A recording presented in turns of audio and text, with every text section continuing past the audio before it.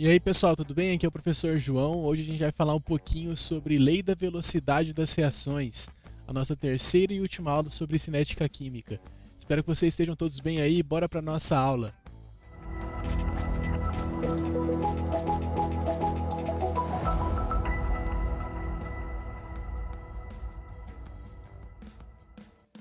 Bom pessoal, então dando continuidade à cinética química, como eu já comentei no início do vídeo, hoje será a nossa última aula sobre esse tema e a gente vai falar sobre uma parte muito importante da cinética química, que é a lei da velocidade, tá?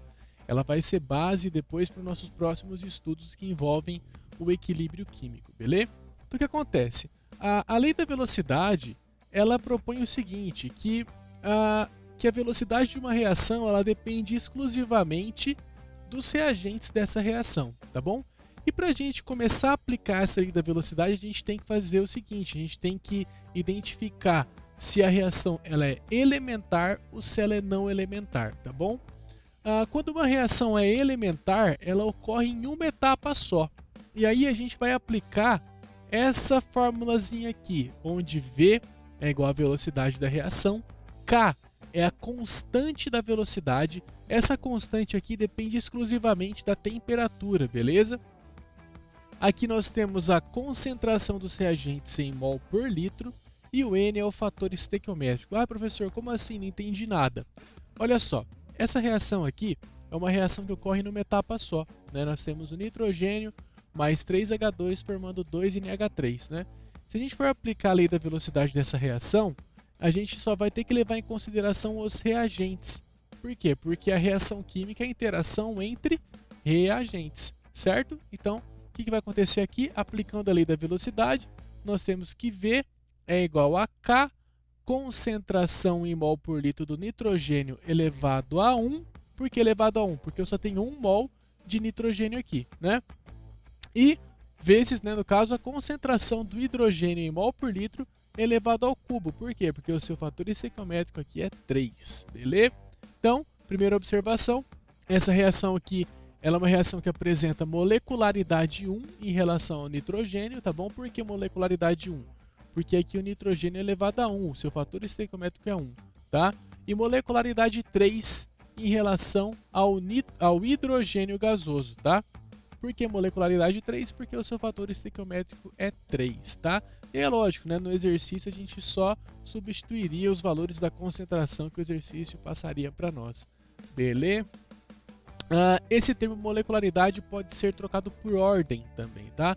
Então, essa reação ela seria de ordem 1 em relação ao nitrogênio e de ordem 3 em relação ao hidrogênio, ou de primeira ordem, terceira ordem. São termos diferentes que dizem a mesma coisa, tá?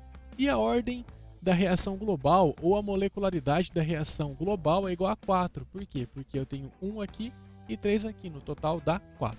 Beleza? Então, para aplicar a lei da velocidade para uma reação elementar é muito simples, né? É só elevar aqui os fatores estequiométricos das concentrações, certinho? Então, bora continuar a nossa aula. As reações não elementares são reações que ocorrem em duas ou mais etapas, tá? E quando a gente tem duas ou mais etapas, sempre a gente vai ter uma etapa na reação que vai ser uma etapa mais lenta, tá? E essa etapa mais lenta é a etapa que vai determinar a velocidade da reação química, certo? Então, o primeiro exemplo aqui, nós temos a reação de formação do nitrogênio gasoso a partir do hidrogênio e monóxido de nitrogênio ocorre a partir de duas etapas, conforme descrito a seguir. Então, a gente tem a etapa 1, né, que é a etapa lenta, a etapa 2, que é a etapa rápida, e uma etapa global, que seria a somatória das duas etapas, né? Então, o que a gente percebe aqui? Que a gente já tem descrito qual é a etapa lenta. Então, na hora de aplicar a lei da velocidade, a gente vai aplicar em quem? Na etapa lenta, porque é ela que vai determinar a velocidade de uma reação química, certo? Então, eu não aplico na etapa global. Muita gente erra isso. Aplica a lei da velocidade na etapa global e a gente sempre tem que aplicar na etapa lenta, certo? Então, aqui, aplicando, ó, vai ser V, né, que é a velocidade, é igual a K, que é a constante. Lembrando que essa constante aqui depende exclusivamente de quem? Da temperatura, beleza? Então, vezes a concentração do hidrogênio elevado a 1, vezes a concentração do NO elevado ao quadrado, certo? Simplesinho isso aqui, né? Muito de boa, né? É só ver qual que é a etapa lenta e aplicar a lei da velocidade. Quando a reação tem uma etapa só, a gente não tem etapa lenta, né? Ela só tem essa etapa, então aplica direto nela. Quando a reação ocorre em duas ou mais etapas, a gente vai na lenta e aplica ali. Ah, mas existem algumas situações onde a gente não sabe se a reação é elementar ou não elementar, né? Ah, como que eu vou saber se ela é elementar ou não, né? Como que eu vou saber então de que forma que eu vou aplicar a expressão da lei da velocidade? A gente vai ter, nesse tipo de situação, a gente tem que ter dados experimentais, tá? Vou até colocar o laser aqui. Apontador de laser. Pronto, agora ficou mais fácil, certo? Bora lá. Ó, então, aqui eu tenho uma situação que eu não tenho a expressão da lei da velocidade, eu não conheço a reação global, né? Mesmo que eu conheça a reação global, eu não sei se é elementar ou não, tá? E aí aqui eu tenho uma tabelinha com 3 experimentos, onde eu tenho concentrações diferentes, né? Cada experimento tem uma alteração na concentração e a medição da velocidade da reação aqui no cantinho, certo? Então aqui diz o seguinte, ó, os dados experimentais para a velocidade da reação V indicados no quadro a seguir foram obtidos a partir dos resultados em diferentes concentrações de reagentes iniciais para a combustão do monóxido de carbono em temperatura constante. A equação de velocidade para essa reação pode ser escrita como V é igual a K, concentração de CO elevado a A, vezes concentração de O2 elevado a B, onde A e B são respectivamente as ordens de reação em relação aos componentes CO e O2. De acordo com os dados experimentais, é correto afirmar que, respectivamente, os valores de A e B são... Bora lá então! Já até coloquei aqui mais uma vez, vocês viram que deu uma piscadinha ali, né? Apareceu uma tabela fantasma. Ela vai aparecer novamente. Apareceu aqui então essa tabela, certo? Que é a tabela do slide passado, tá bom? E aí aqui a gente vai ter que verificar o seguinte, como que a gente vai, utilizando essa tabela aqui, determinar a expressão da lei da velocidade? É de boa, tá?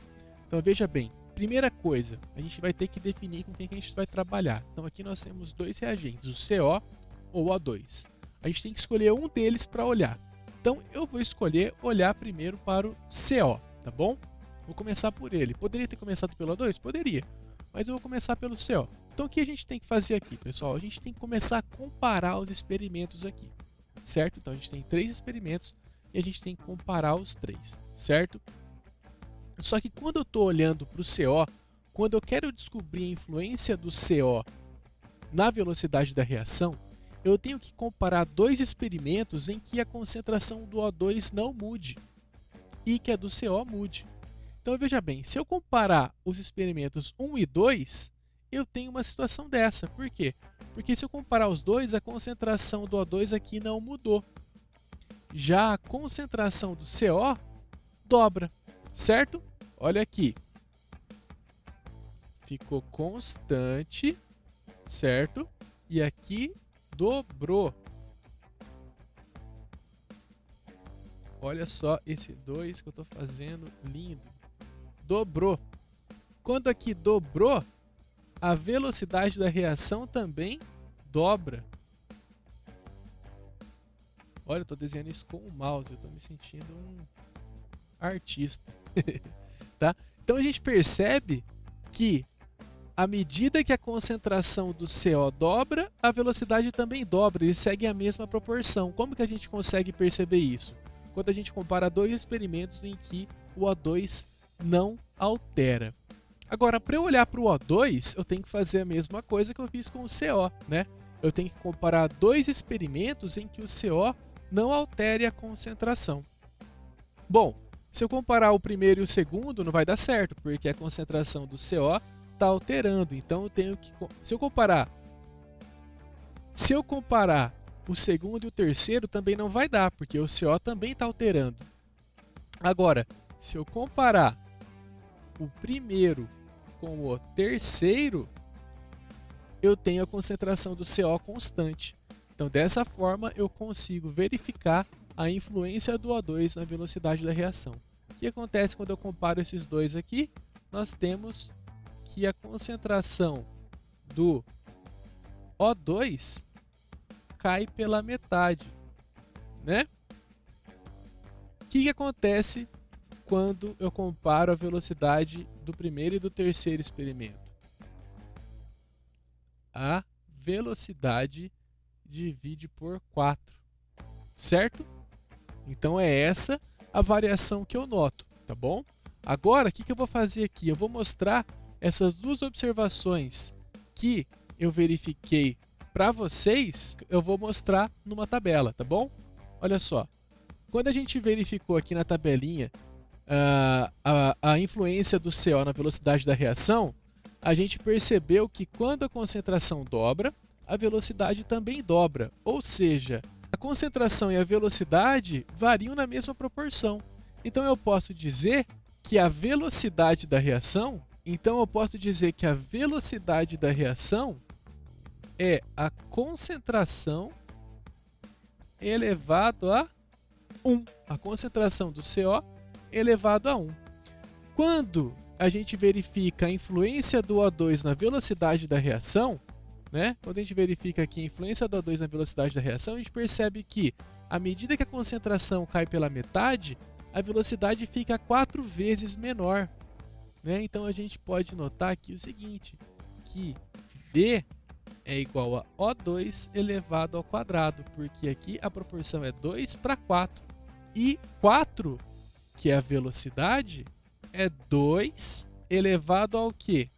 Ao quadrado. Por isso que eu vou ter que elevar o O ao quadrado, tá bom? De uma forma geral, o que a gente pode perceber então? Que isso aqui é uma dica que eu vou dar para vocês.